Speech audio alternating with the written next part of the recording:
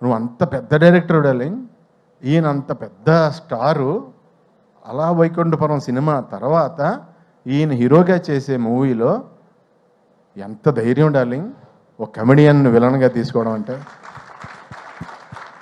అంటే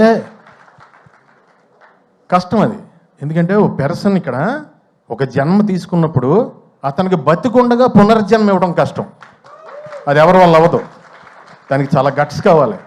దాన్ని అంత స్టార్ అయ్యుండి ఆయన సపోర్ట్ చేసి నమ్మి సీన్ చేస్తున్నప్పుడు ఫస్ట్ డే వచ్చానండి, నిజం చెప్తున్నా.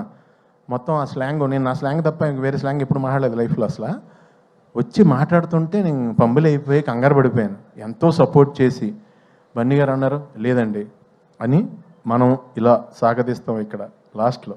ఇక్కడ అలా కాదండి, ఫస్ట్ సాగదీసి లాస్ట్లో కట్ చేస్తాం. ఇది అంటే చాలా సింపుల్గా నాకు ఒక సూత్రం చెప్పి, నేను ఇంకా మీరు డైలాగ్ పట్టించుకోవద్దండి మీరు చేయండి అంటే, నా ఫస్ట్ టైం, నా ఏజ్ కంటే పెద్ద క్యారెక్టర్, నేను ఎప్పుడు అలాంటివి చేయలేదు.